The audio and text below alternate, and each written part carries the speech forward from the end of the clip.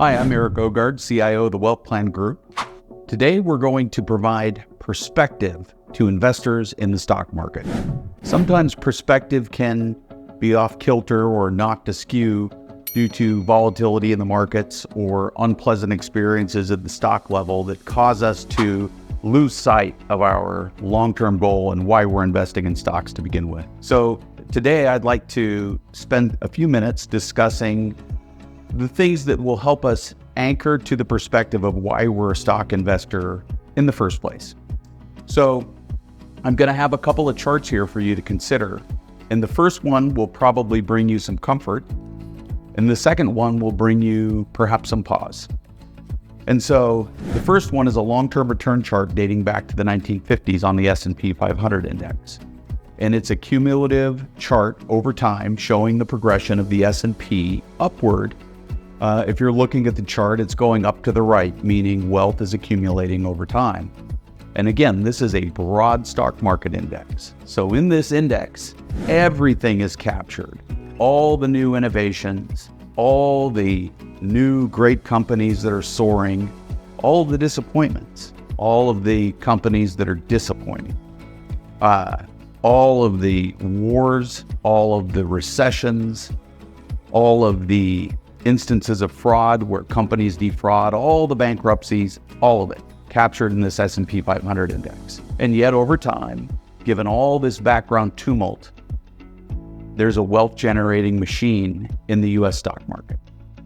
And we at WealthPlan remind our clients that we are tapping the wealth generating capacity of stocks over the long term to achieve our goals. We're doing nothing but accessing those markets to meet our individual needs. And this can be super helpful perspective when things get volatile or difficult or challenging. So there are a couple of things to note about the long-term wealth chart. Yes, it goes up and it goes up to the right over a long period of time, building wealth. Academics call this an upward drift around a random walk, meaning that on any day, something negative may happen or something positive may happen, and we really can't make sense or forecast what any day is going to bring. But over the long term, the wealth generating capacity of equities, that is having an ownership position in all of the innovative capacities available through American capitalism, that's what we get from the stock market. And the only question is, if you take a broad look at the market, does it meet your needs? Does it fit with your risk tolerance? And is it the right thing for you? And if it isn't, there are things that you can do. If it's not aggressive, the S&P is not as aggressive for you as you would like. You can add things to that. You can add emerging markets. You can add small cap. You can add micro caps. You can add a biotech fund. You can add a semiconductor tech fund to ramp up risk in an equity portfolio. We think of this as an engineering issue far more than it is an issue of the best. There is no one optimal. It's a question of finding the right thing for each person. And that's what the capital markets provide us the ability to do. Now, there's another chart I want to show you, and it's the daily returns of the S&P 500 index going back to 1970. Now, if you look at these daily returns, you would be very hard pressed from those daily returns with the naked human eye to say, yeah, that if you connect all those daily returns together, they're moving up to the right at about 10% a year. Nobody can see that with the naked eye. And the reason in showing you the daily returns is to kind of emphasize that random part. So upward drift with a random walk. What's the random part look and feel like? And if you scan that chart of daily returns going back to 1970, you'll see some things in there that will be sobering, like October 19th, 1987, down 22% a day. Is that going to happen again? Who knows? Could it? Absolutely. And so you need to ask yourself, can I stomach a down 22% day for my whole stock portfolio? Now, when you're investing in individual stocks and you have a portfolio of individual stocks, you can certainly see one or two stocks having a down 22% day. That happens. But the entire index, that happens, and people maybe lose sight of the fact that that's a real risk that should be confronted and thought about and thoughtfully thought about in terms of, does it have a place in my portfolio or not? So on the one hand, we have a really encouraging long-term upward drift, 10% per year chart that might provide us with great comfort. And on the other hand, we have this volatile daily experience, up or down, up 15, down 22% over, 50 years.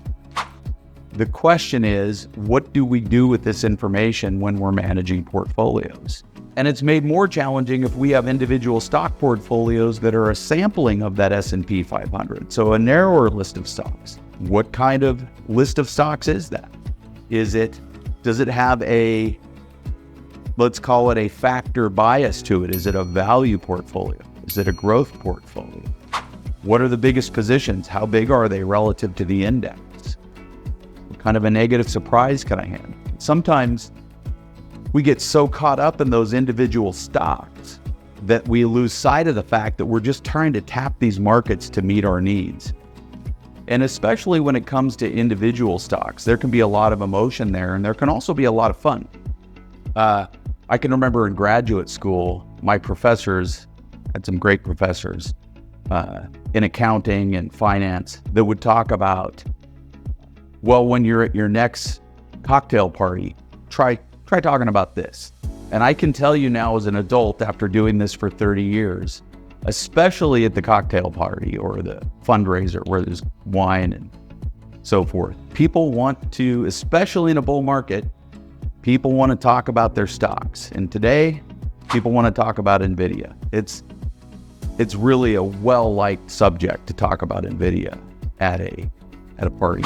And, maybe you have a few stocks in your portfolio just for the social component of it, but it shouldn't distract us from thinking about what are we trying to accomplish by having stocks and staying anchored to that long-term perspective. Oftentimes, I like to think in terms of metaphor or analogy.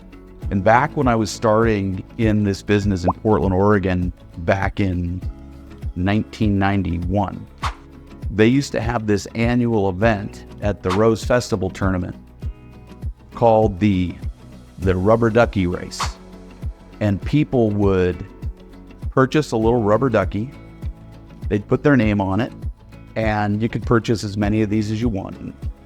After the build up to the race had happened, there would be many thousands of interests in the rubber ducky race. They would pull up to a bridge over the Willamette River with a dump truck, and they would dump thousands and thousands of rubber duckies into the Willamette River, and off they would float with the current toward the finish line, and there would be declared a rubber ducky champion. On the bottom of that duck would be somebody's name, and they'd be the winner. So this is an interesting exercise, because was the winner the most talented rubber ducky picker? Probably not. In fact, for sure not. It's the best example of randomness. So what we have is pure chance. Where was your duck positioned in the dump truck? Did it go out first? Did it go out last? Did it bounce this way? Did it catch a good current in the river? All of these things, wind, obstructions in the river, all of those could determine which duck finished first. But at the end of it, there would be this wide distance between the first and the last place duck. And it struck me that is a lot like the stock market. At the advance of any period in time, when we start measuring, one stock could be the clear winner, and one will be the clear winner, and one will be the clear loser. Could we develop a model to tell us which ones are likely to win? Maybe so. But the fun part of this thought experiment is to ask ourselves, are we a talented rubber ducky picker, or was this a random chance? And there's so much randomness in the market that the conclusion that probably none of us are great rubber ducky pickers is probably the resounding truth. And so when confronted with that truth, how do you build appropriately a portfolio for you? And it's not really a matter of winners and losers. It's whether the entire portfolio is meeting your long-term objectives. Are you on path to get from the capital markets what you want and need? And are you taking the risks that are appropriate for you? Can you take it down to 22% day in the stock market? As rare as that is, can you take it? Can you take some of the down 15s, 12s, 10s that are in that experience set? And are you equipped to not do anything about it if you do get that troubling situation? Another analogy or metaphor I like to think about is mountain climbing. Right here in my backyard where I live now, in the Seattle area, we have Mount Rainier. There's nothing preventing a person from trying to climb up Mount Rainier. But the reality is it's probably a bad idea if you have no experience to just try to walk up the mountain on your own. There are crevasses, there are steep cliffs, there are falls, there's a lot of risk. And it could go very badly if you make that climb. It can go badly with a guide, but you're way better off with a guide, somebody who's experienced, who's climbed the mountain dozens of times, than on your own. And that's kind of how we think about investing. Having a guide in situations where you have a down 22% day to keep you anchored, to keep you in a position where you won't make it worse by making a decision that is problematic. You probably want an experienced guide unless you go into these markets with a very complete understanding of the things that may happen. And, having that guide that helps you take the risks you want and need and are willing to take and get a return that you're wanting and willing to take, or wanting and willing to take the risk to get that return. Those are the things that the guide helps you do and really helps you from making those catastrophic errors in terms of responding to a bad earnings announcement from a company or a bad outcome in the markets that you didn't want or like. And so at the end of the day, when we back up again and we think about the chart that makes you feel good and the chart that makes you feel queasy, in between there is where the advisor and the client meet, create a portfolio that they want and need.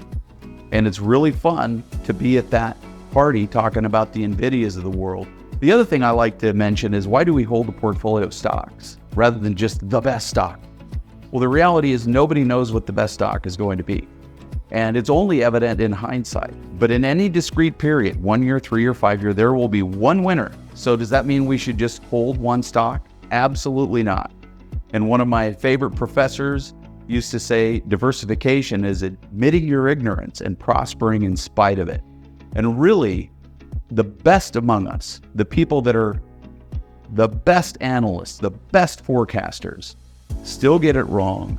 So we hold a basket of things. And the starting point, in our view, should be the S&P 500 index. And then you dial up the risk or down the risk from there.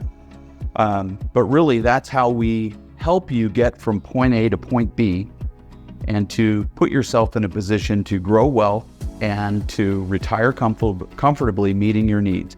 I think the last thing I'd like to leave you with is the image from the movie It's a Wonderful Life.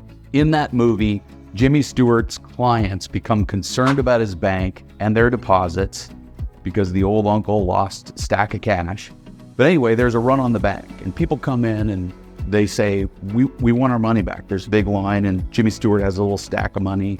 He's gonna meet demands for the day and see if they can close the day without running out of money. And so first guy steps up and Stewart says, how much do you need? And he says, what's in my account? And he tells him what's in his account. And he said, well, I need that, all of it. That's the first guy. And then a woman steps up and she says, I'd like my money. And he says, how much would you like? Jimmy Stewart says, how much do you like? She wants all of it, but he says, we got all these people behind you. Just what do you need for the day? What can you do today that will get you by? And so she accepts a lesser amount because it's what she needs to get by. And that's kind of how I think of the stock equation here. We're trying to do for clients that gets them into a position where they get what they need. Kind of like the old Rolling Stones song. You can't always get what you want, but at the end, you might find you get what you need. Thanks for your time. We'll talk to you next time.